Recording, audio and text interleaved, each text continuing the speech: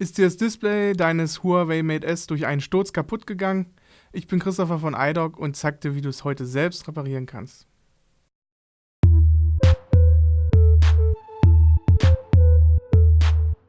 Die Reparatur ist etwas schwieriger, da zum Beispiel der Akku verklebt ist.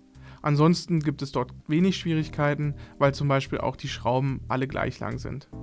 Du solltest ungefähr 45 Minuten für den gesamten Vorgang einplanen und das folgende Werkzeug benötigst du: einen Philips-Schraubendreher, einen Torx-Schraubendreher, einen Saugnapf, ein Plektrum, einen Stahlspatel, eine Pinzette und einen Spatscher. Zusätzlich empfehle ich dir noch eine Magnetmatte dazu zu holen, da dir sonst die Schrauben verloren gehen können. Das genannte Werkzeug findest du in unserem Online-Shop. Solltest du an einem Schritt nicht weiterkommen, kannst du auch unsere bebilderte Anleitung auf der Internetseite nutzen. Dort hast du auch die Möglichkeit, über die Kommentarfunktion Fragen zu stellen. Ich wünsche dir viel Spaß bei der Reparatur. Bevor du mit der Reparatur beginnst, ist es sinnvoll, das Gerät auszuschalten. Dafür drück den Standby-Button und bestätige dann den Befehl mit dem Finger auf dem Display. Bevor ich jetzt das Gerät öffnen kann, muss ich noch den SIM-Schlitten entfernen. Dafür mit dem Tool in die Öffnung gehen, bis der SIM-Schlitten herausspringt und diesen dann aus dem Gerät entfernen. Um das Gerät zu öffnen, muss das Display hochgeklappt werden. Bevor man das aber machen kann, müssen 2 Schrauben am unteren Ende entfernt werden. Dafür nimmt man einen Torx-Schraubendreher. Um das Gerät zu öffnen, setze ich meinen Saugnapf am unteren Ende des Displays an und nehme mir zusätzlich ein Plektrum zur Hand, womit ich zur Zugrichtung entgegenwirken kann, und muss dann mit etwas Kraft ziehen und das Plektrum zwischen Gerät und Display führen. Ihr hört das jetzt so ein bisschen knacken. Und jetzt ist es ganz wichtig, das Display vorsichtig hochzunehmen, weil der Fingerprint-Sensor auf der Rückseite des Backcovers noch befestigt ist. Das muss zuerst getrennt werden. Dafür dann wieder den Spatscher zur Hand nehmen und den Kontakt vom Logic Board trennen. Noch zu beachten ist, dass das Kabel mit dem Shield hier leicht verklebt ist. Das noch trennen und dann könnt ihr das schon wegnehmen. Ich trenne jetzt den Akkukontakt. Dafür muss ich erst diese 2 Philips-Schrauben lösen. Und wenn ich die beiden Schrauben entfernt habe, muss ich die Abdeckung, die über dem Akkukontakt und anderen Kontakten liegt, herausnehmen. Die Haube ist an 2 Stellen eingehakt und am besten löse ich sie, indem ich mit der Pinzette mittig hineingehe und dann einen Haken nach dem anderen löse und die Haube entferne. Jetzt trenne ich nur noch den Akkukontakt vorsichtig mit dem Spatscher unter den Kontakthaken und diesen lösen. Jetzt entferne ich die Kopfhörerbuchse. Dafür trenne ich zuerst den Steckkontakt mit dem Spatscher, hake vorsichtig dort herunter und löse den Kontakt. Und als nächstes nehme ich mir die Pinzette und entferne vorsichtig die Kopfhörerbuchse.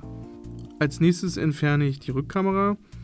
Deren Kontakt ist unter einer kleinen Haube versteckt, die ich erst lösen muss. Dafür führe ich meine Pinzette unter die Haube und nehme sie dann ab. Dann kann ich ganz vorsichtig mit dem Spatscher den Steckkontakt lösen. Und jetzt brauche ich nur noch die Kamera herausheben. Als nächstes entferne ich die Bedientasten für den Bildschirm und die Lautstärke. Und dafür muss ich zuerst vorsichtig den Kontakt lösen. Hier wirklich nicht zu stark an dem Kontakt reißen, weil sonst das Kabel reißt. Und jetzt muss ich noch das Kabel, da es mit dem Gehäuse verklebt ist, vorsichtig von diesem lösen. Dafür führe ich den Stahlspatel zwischen die Tasten und das Gehäuse mit ganz wenig Kraft, damit ich ja keinen Riss verursache.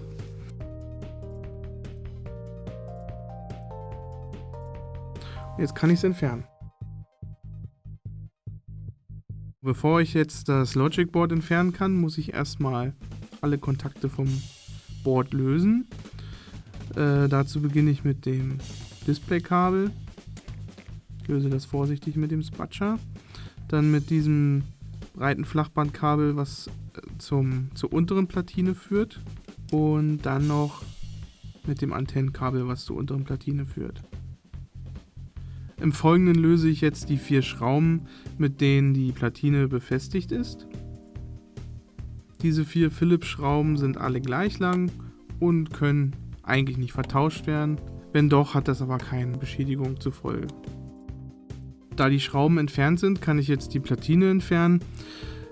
Diese ist noch im Gehäuse eingehakt und muss deswegen ausgehakt werden, und dafür setze ich jetzt den Spatscher an dieser Ecke an und drücke die Platine ein bisschen heraus. Das gleiche mache ich noch auf der anderen Seite, weil auch dort ein Haken sitzt. Und jetzt kann ich sie schon vorsichtig herausnehmen. Jetzt will ich die untere Platine entfernen, und dafür muss ich zuerst die 3 Kontakte lösen. Dafür nehme ich mir wie immer den Spatscher zur Hand und löse diese vorsichtig vom Board. Das lange Kabel kann ich gleich entfernen, genauso wie das lange Antennenkabel.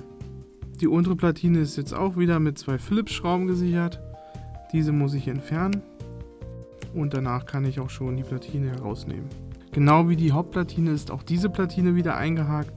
Deswegen vorsichtig den Spatscher ansetzen und die Platine lösen. Jetzt möchte ich den Akku entfernen. Dieser ist mit 2 Klebestreifen im Gehäuse eingeklebt.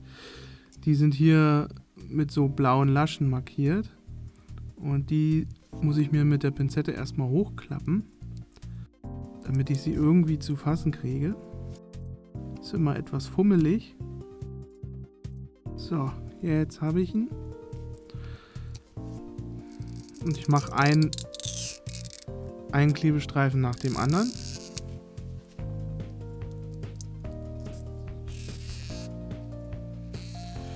Am besten den Streifen mit möglichst gleichmäßiger Kraft und Geschwindigkeit herausziehen, damit er nicht so schnell reißt. Und möglichst flach herausziehen, weil sonst könnte er auch reißen. So, haben wir den ersten schon entfernt. Auch dieser ist etwas widerspenstig.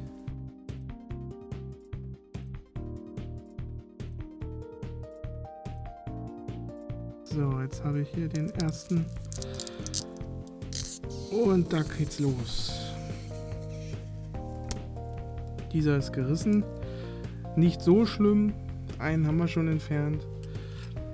Jetzt nehme ich mir einfach den ESD-Spatscher zur Hand und heble vorsichtig unter den Akku. Und da kommt er auch schon schön. Und eigentlich müsste er jetzt nicht mehr so stark verklebt sein, als dass ich ihn nicht herausbekomme.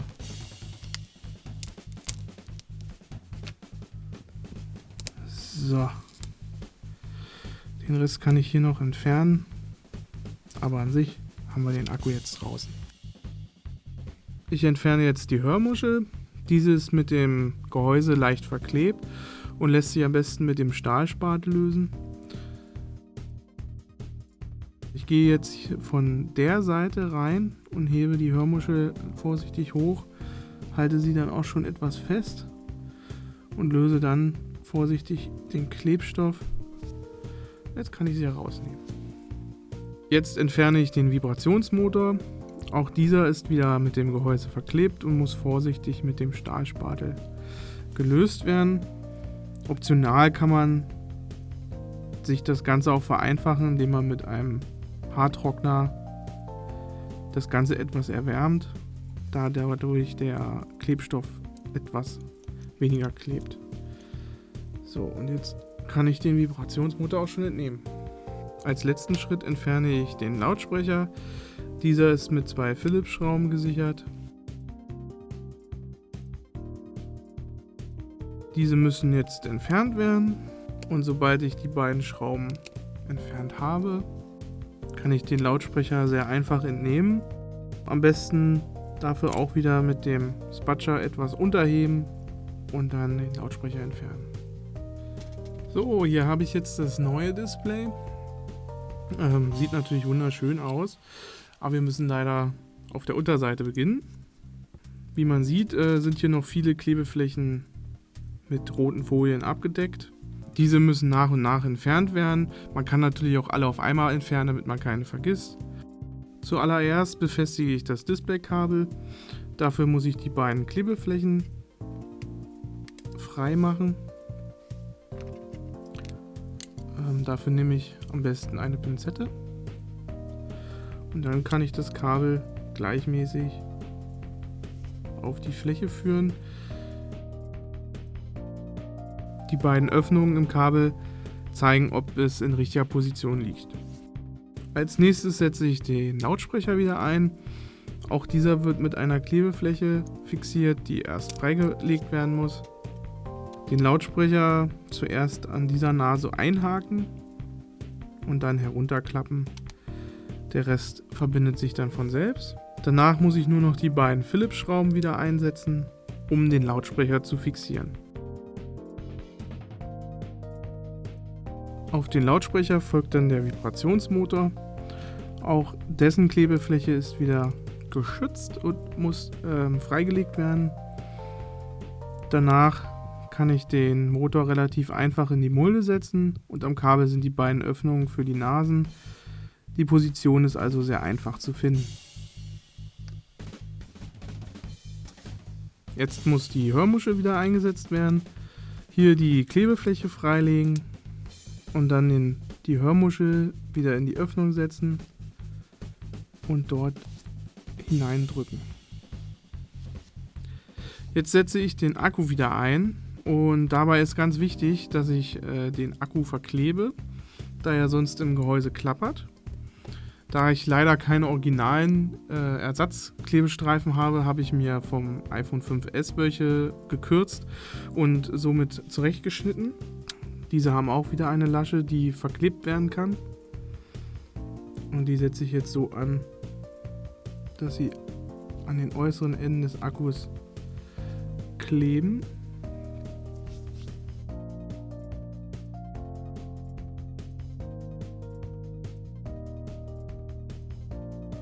Und jetzt, wenn ich den Akku herumdrehe, kann ich die beiden Laschen auch von der Schutzfolie befreien. Ups.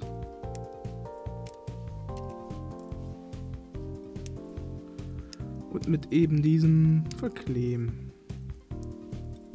damit man beim wiederholten Ausbau die Laschen auch wieder trennen kann. So.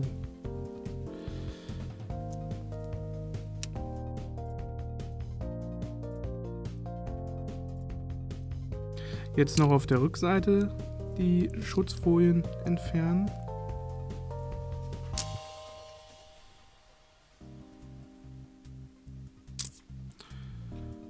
Und den Akku nochmal herumdrehen und bis zum Anschlag an diese Kante einsetzen, reinfallen lassen und herunterdrücken, damit der Klebstoff sich ordentlich verbindet. Jetzt bringe ich die untere Platine wieder an. Dabei ist zu beachten, dass die beiden Mikrofone in die beiden Gummiführungen geführt werden. Und außerdem muss das Board an 3 Stellen wieder eingehakt werden. Ich setze es zuerst an der unteren Kante an und drücke es dann herunter. Diese Knackgeräusche bedeuten nur, dass die Platine eingehakt hat. Als nächstes muss dann die Platine wieder mit den 2 Phillips-Schrauben im Gerät fixiert werden.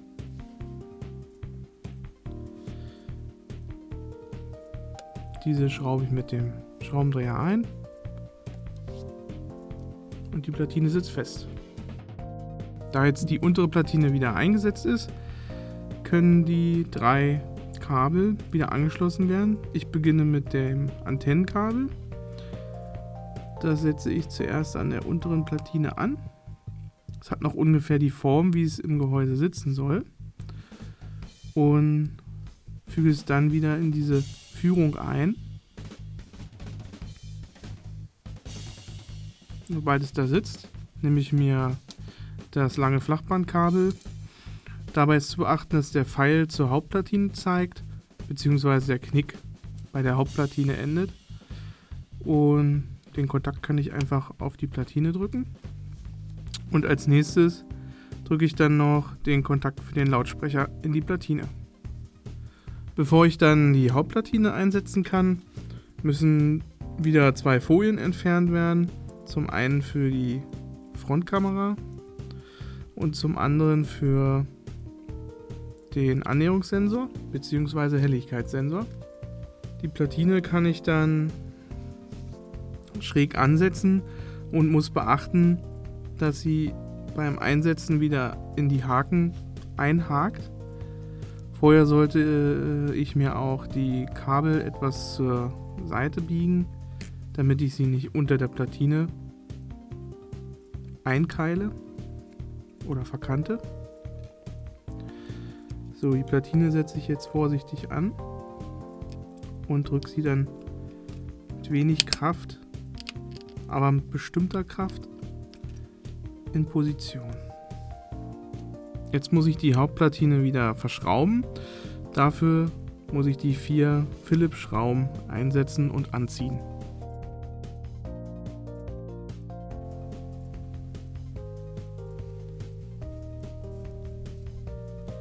Da die Hauptplatine jetzt fixiert ist, können die Kabel wieder angeschlossen werden.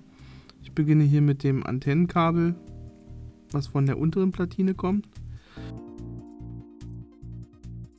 Eventuell, wie in diesem Beispiel, drückt sich das Kabel wieder aus der Führung. Dafür einfach nochmal eindrücken. Dann das längere Flachbandkabel verbinden. Das wölbt sich etwas, ist aber nicht weiter schlimm. Und zu guter Letzt das Displaykabel wieder mit der Hauptplatine verbinden. Als nächstes setze ich jetzt wieder die Bedientasten ein. Diese haben Öffnungen, in die Nasen geführt werden müssen. Das vereinfacht mir den Anbau und ich drücke sie dann einfach vorsichtig an den Gehäuserahmen. Dann muss das Kabel noch einmal umgelegt werden. Auch hier gibt es wieder 2 Nasen. Und zu guter Letzt der Kontakt noch einmal an die Platine gedrückt. Ich setze jetzt die Rückkamera wieder in die Mulde. Dazu einfach vorsichtig hineinfallen lassen, den Kontakt mit der Platine wieder verbinden und als dritten Schritt die Haube, dessen Nase in das Shield geführt werden muss, wieder anbringen. Dann setze ich die Kopfhörerbuchse wieder ein. Dafür einfach beachten, dass die beiden Nasen in die beiden Öffnungen geführt werden. Dann sitzt es auf jeden Fall richtig. Und wenn es dann sitzt, den Kontakt verbinden. An dieser Stelle kann dann der Akku schon wieder mit der Platine verbunden werden. Einfach den Kontakt in die Buchse drücken. Ich setze jetzt das Abdeckblech wieder an. Das besitzt hier und hier eine Nase und setze es zuerst bei dem Blech an, drücke es dann herunter, hebe es in der Mitte nochmal etwas mit der Pinzette an, da es nur in die obere Nase einhakt, wenn es leicht gebogen ist, und dann ist es auch schon fertig und kann verschraubt werden. Verschraubt werden muss es dann mit den 2 Phillips-Schrauben. Diese einfach ansetzen und den Schraubendreher drehen. Da jetzt alle Teile wieder in das Display eingebaut sind, kann das Backcover angebracht werden. Da muss ich zuallererst den Anschluss vom Fingerprint-Sensor mit dem Logic Board verbinden. Dann kann ich das Display schon ansetzen. Dafür setze ich es an der oberen Kante zuerst an und drücke es langsam mit wenig, aber bedachten Druck in das Backcover hinein. Drücke es nochmal an und dann habe ich es schon zusammen. Dann setze ich die beiden Torx-Schrauben wieder ein, um das Gehäuse zu schließen. Ich setze jetzt noch den SIM-Schlitten wieder ein. Zum Abschluss des Ganzen teste ich das Display, indem ich mir eine App nehme, die mit dem Finger über den ganzen Bildschirm schiebe, einmal am gesamten Rand entlang und dann im Zickzack über das Bild. Die App sollte immer dem Finger folgen, dann ist das Display auch in Ordnung. Ich hoffe, dir hat die Reparatur Spaß gemacht Und wenn du an einer Stelle hängen geblieben bist, kannst du mich natürlich über idoc.eu kontaktieren. Ich werde dir gerne helfen. An dieser Stelle auch nochmal einen großen Dank an Isabel, die uns ihr Gerät zur Verfügung gestellt hat.